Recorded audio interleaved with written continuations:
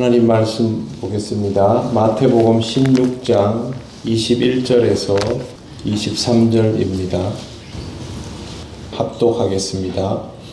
이때로부터 예수 그리스도께서 자기가 예루살렘에 올라가 장로들과 대제사장들과 서기관들에게 많은 고난을 받고 죽임을 당하고 제3일에 살아나야 할 것을 제자들에게 비로소 나타내시니 베드로가 예수를 붙들고 항변하여 이르되 주여 그리 마옵소서 이 일이 결코 죽게 미치지 아니하리이다. 예수께서 돌이키시며 베드로에게 이르시되 사탄아 내 뒤로 물러가라. 너는 나를 넘어지게 하는 자로다. 내가 하나님의 일을 생각하지 아니하고 도리어 사람의 일을 생각하는도다 하시고. 아멘. 네, 어느 날 갑자기 돌아보니까 1월달이 다 지나가고 없습니다. 시간이 빠르다 말은 하지만 요즘같이 시간이 빨리 지나가는 경우는 잘 없었다는 생각을 합니다. 정말 정신없는 시절이라 부를만 합니다. 최근 우리는 우리의 민낯을 여실히 보고 있습니다. 굉장히 선진국이고 또 민주주의의 최선봉에 서 있다고 생각했던 나라에서 동남아시아나 아프리카, 중앙아메리카 지역에서나 일어날 일들이 일어났습니다. 그리고 놀라운 것은 이런 일이 일어날 만하기도 했다라고 생각하는 사람들도 상당히 많이 있다라는 것입니다. 그러고 보면 우리가 민주주의 국가로 살아온 지 세월이 많이 흘렀지만 민주주의가 무엇인지를 잘 모르고 있다라는 생각도 듭니다. 이런 것들을 가끔 떠올려 보다가 불현듯 그런 생각이 들었습니다.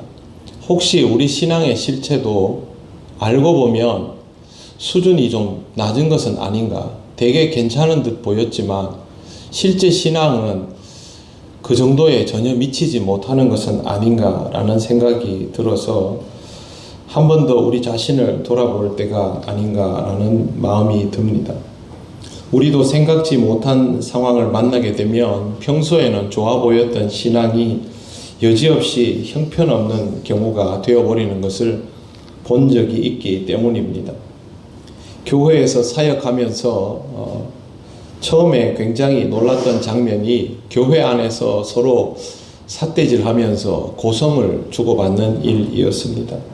금방 예배 드리고 나와서 그런 모습을 보면서 저분들이 과연 예배 시간에 도대체 뭘 했을까? 무슨 기도를 하고 저런 마음을 가지고 온 교인들이 다 보는 앞에서 서로 언성을 높이며 삿대질을 하는 것일까? 그런 생각을 했습니다. 그리고 그렇게까지는 아니더라도 누군가의 이야기를 함부로 하는 사람도 본 적이 있습니다. 마음속으로 누구를 미워하는 사람을 본 적도 있고 내 마음대로 되지 않는다고 화를 내며 교회를 뛰쳐나가는 경우도 보았습니다. 항존직이 되고 싶은데 선출되지 않았다고 교회를 옮겨버리는 모습도 본 적이 있습니다. 교회 일과 세상 일을 구별하지 못하는 경우도 보았습니다. 이런 것들이 이를테면 신앙이 제법 괜찮은 줄 알았는데 알고 보면 좋지 못했던 것이 드러나는 케이스입니다. 이것이 신앙의 민낯을 드러내는 일이라는 사실을 알아차릴 정도라면 절대 이런 말과 행동을 하지 않을 것입니다.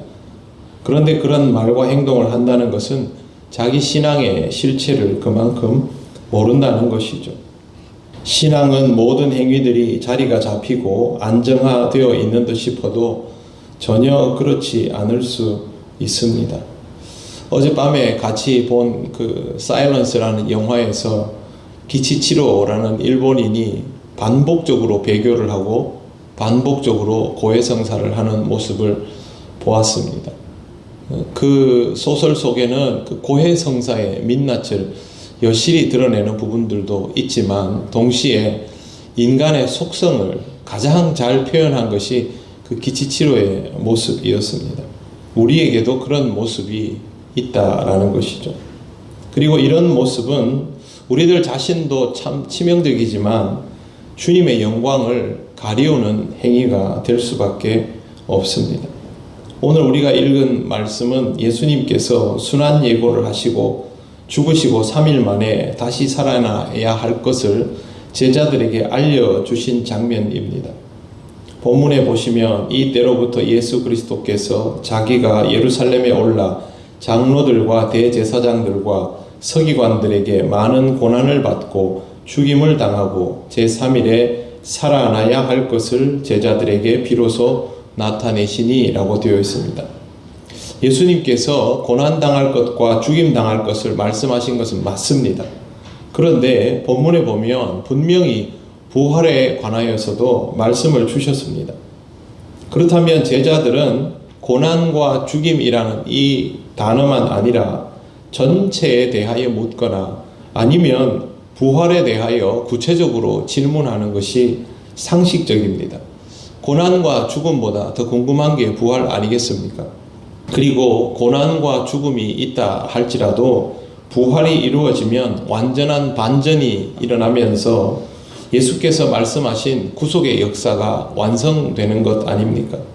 그런데 이런 것들은 물어볼 생각도 하지 않고 막으려고만 합니다. 22절 말씀을 보시면 베드로가 예수를 붙들고 항변하여 이르되 주여 그리 마옵소서 이 일이 결코 죽게 미치지 아니하리이다. 그렇게 말합니다. 이 말은 베드로가 막겠다라는 것이죠. 그런 일이 일어나지 않도록 막겠다는 겁니다. 이를테면 자신이 주님을 보호하거나 주님의 행보를 차단해서 그렇게 하겠다는 뜻입니다. 여기에 대하여 예수님께서는 이렇게 말씀하십니다. 23절 예수께서 돌이키시며 베드로에게 이르시되 사탄아 내 뒤로 물러가라. 너는 나를 넘어지게 하는 자로다. 내가 하나님의 일을 생각하지 아니하고 도리어 사람의 일을 생각하는도다 하시고, 예수님을 위한다고 하는 행동이 사탄의 일을 하는 것이 되어버림을 지적하고 있습니다. 우리는 이 본문을 보면서 이런 경우도 있겠구나라고 생각을 하는데, 그것이 아니라 인간이 가지는 속성에 의하면 반드시 이렇게 반응하게 될 수밖에 없다는 것을 받아들여야 합니다. 오늘 우리가 읽지는 않았지만 이 다음 구절을 보면 자기 부인에 관한 내용이 나옵니다. 제자의 삶은 자기 부인의 삶인데 자기 부인이 안 되면 십자가를 죽으시고 부활하시는 주님을 따르지 못하게 되고 오히려 주님의 사역 방향에 역행하는 행동을 하게 된다는 뜻입니다. 다시 말씀드려서 자기 부인이 안 되면 내가 주님을 위하여 무엇을 하려고 할수록 베드로처럼 주님의 일을 돕는 것이 아니라 주님의 일을 막아서는 경우가 된다라는 뜻입니다. 굉장히 충격적인 내용이죠.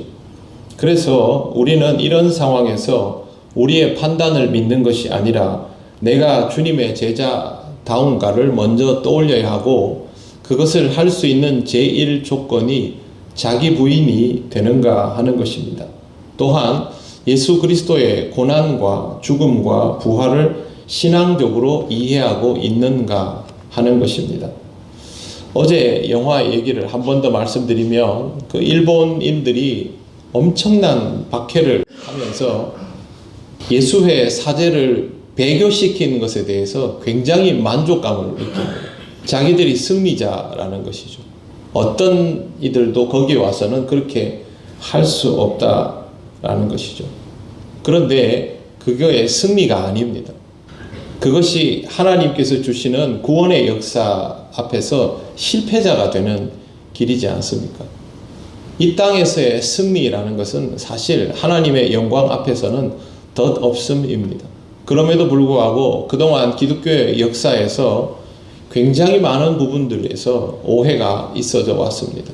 기독교 국가가 승리하면 그것이 하나님의 승리인 것처럼 착각했던 것이죠. 우리도 이 땅에서 우리가 세상에서 승리자가 되고 번영하면 하나님 나라가 이루어지는 줄 착각하고, 우리들 개개인이 잘 먹고 잘 살게 되면 그게 하나님의 영광 드러나는 일인 줄 착각하는데 그렇지 않을 수 있다는 것이죠. 그게 아니라 우리에게서 예수님을 닮은 모습, 예수님의 말씀과의 행동을 사람들이 인식하게 되는 그 순간들을 견뎌내야만 우리가 그리스도인다워지는 것이고, 그게 안 되면 주님 앞에 막아서는 것이 될 수 있다는 것입니다. 신앙의 정체성에 대해서 혼돈을 느낄 수밖에 없는 시대를 살아가고 있습니다. 어제는 제가 감리교회의 굉장히 오래된 목사님 한 분이 그 동성애에 대한 해석을 이상하게 하는 내용을 자기들 그 교단 쪽 그 글에다가 실어 놓은 걸 보고 굉장히 마음이 아팠습니다. 성경에는 쓰여져 있지 않은 이상한 해석을 하면서 동성애를 옹호하는 듯한 발언을 하더라고요. 젊은 사람들이 보면 굉장히 호기심을 불러일으킬 만큼 장문으로 그걸 써내려가는 모습을 보면서 신앙의 정체성이 무엇인가에 대한 고민을 다시 한 번 더 하게 되었습니다. 우리가 진짜 그리스도인이 아니면, 우리가 주님의 제자가 될 수 없다면, 자기 부인을 제대로 이루지 못한다면 우리 나름대로 주님을 위하여 한다고 하는 모든 말과 행동들이 주님을 위한 일이 아니라 주님께 역행하는 일이 될 것입니다. 이걸 지금은 알 수 없습니다. 시간이 지나고 나서 복음을 더 전할 수 없는 상황이 되어버리면, 아니면 우리가 이 땅의 승리자가 되어서도 복음은 전해지지 않는다면, 그때는 우리의 정체성에 문제가 있다는 것을 깨달아야 할 텐데, 안타깝게도 그런 시절이 되면 늦다는 것입니다. 그렇게 되지 않으려면 항상 우리 자신은 우리 스스로에게 물어보아야 합니다.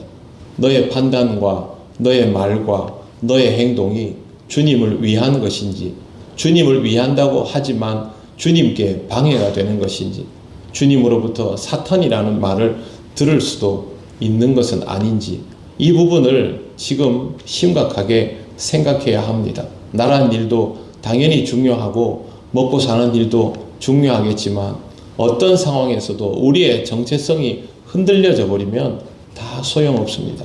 그래서 예수님께서 이런 베드로의 모습을 접하자마자 바로 얘기하신 것이, 누구든지 나를 따르려면 자기를 부인하고 자기 십자가를 지고 나를 따라야 한다라는 말씀을 주셨던 것입니다. 사실 오늘은 올해의 첫 번째 전교인 새벽 헌신 예배입니다. 우리의 신앙의 정체성에 대해서 하나님 앞에 묵상하시고 여러분 이 한 달을 살아가시기를 바랍니다.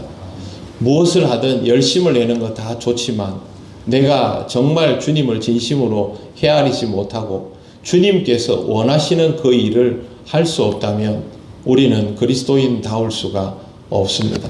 지금 우리들의 모습이 어떤 신앙적 정체성을 가지고 있는지 그렇게 한번 잘 돌아보시기를 바랍니다. 그리고 여러분, 지금 이 사회가 어떤 방향으로 가더라도 교회는 어렵게 되어 있습니다. 이걸 피하려고 하면 베드로처럼 행동하게 되는 것입니다. 그것이 아니라 이런 상황에서 제대로 주님의 제자가 되어야만 어떤 판단과 행동을 하여도 주님의 영광을 가리우지 않겠구나 라는 생각을 꼭 하시고 말씀을 통하여 묵상하시며 여러분의 신앙적인 정체성을 잘 지켜가는 이 한 달이 또 이 1년이 되도록 하시기를 바랍니다. 기도드리겠습니다. 하나님 은혜를 감사드립니다. 우리를 그리스도인 만들어 주셔서 우리를 구원하여 주실 뿐만 아니라 어떤 시대에 어떤 상황을 살아가든지 주님의 제자다움을 잊지 않도록 인도하심을 감사합니다. 우리가 주를 사랑하고 주님 앞에 영광을 돌리고 싶지만 건강하지 못하다면 그리할 수 없음을 압니다. 잊지 않게 하시고 주님 앞에 우리 자신을 다시 한번 돌아볼 수 있는 이 2월 한 달이 될 수 있도록 인도하여 주옵소서. 예수님 이름으로 기도드립니다. 아멘.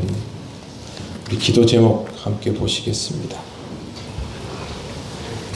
우리의 신앙적인 삶을 위해서 기도 제목 함께 읽고 한 마음으로 기도드리며 이 한 달을 시작하기 원합니다. 함께 읽겠습니다.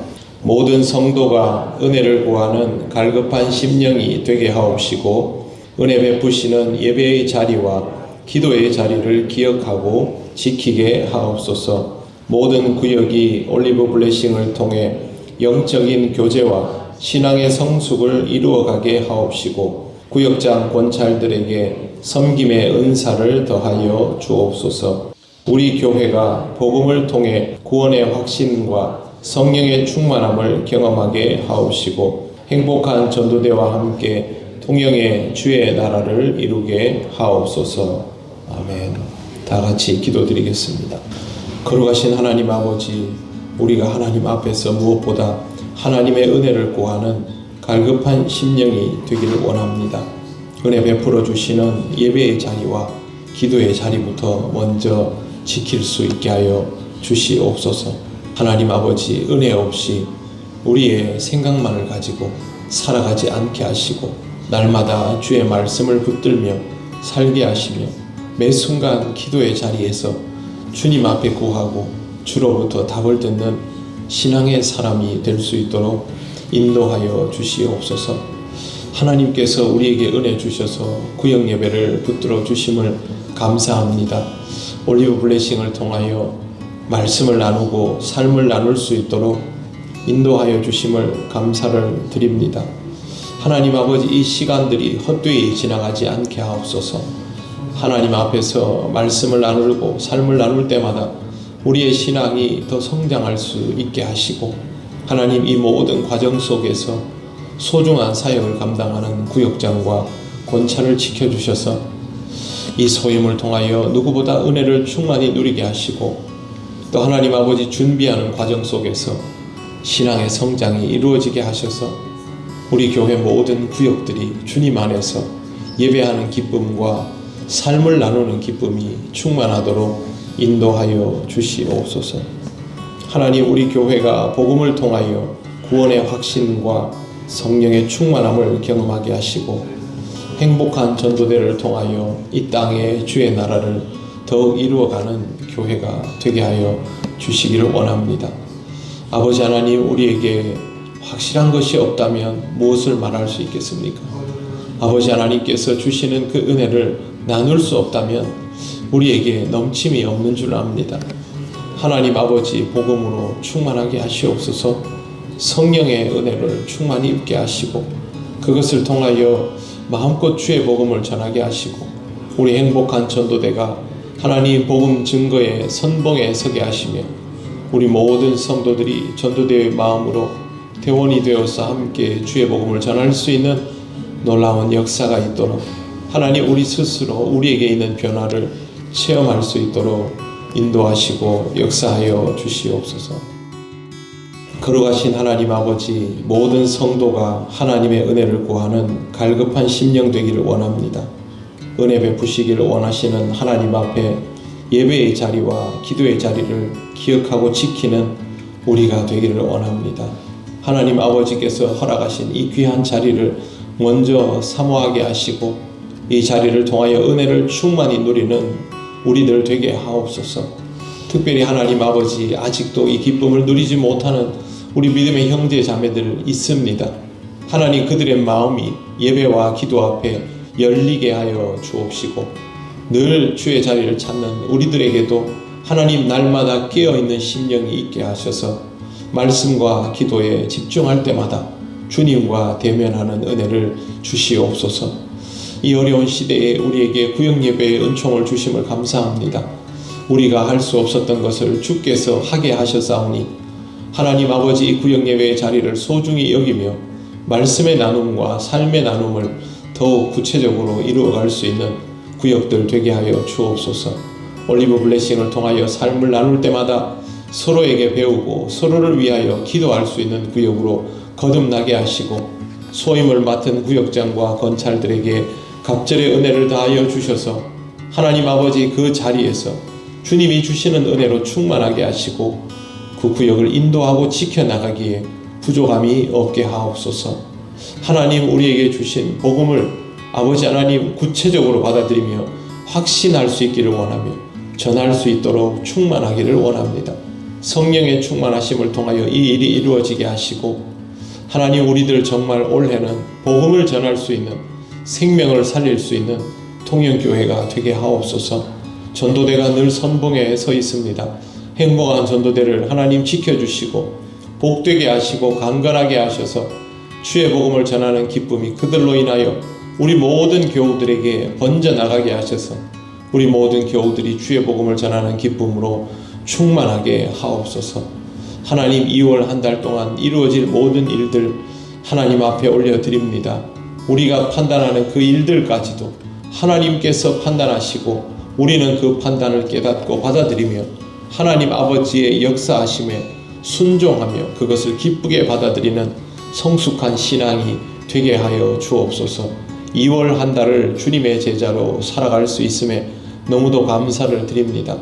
주님을 조금이라도 더 알아가는 귀한 시간이 될 수 있도록 인도하여 주시며 우리 사랑하는 통역교회 모든 권속들의 삶을 이 한 달도 지켜주셔서 어떤 상황에서도 주님의 자녀답게 살게 하시고 필요를 채우시고 은혜 베풀어 주실 때에 그것을 감사하는 신앙이 되게 하여 주시옵소서.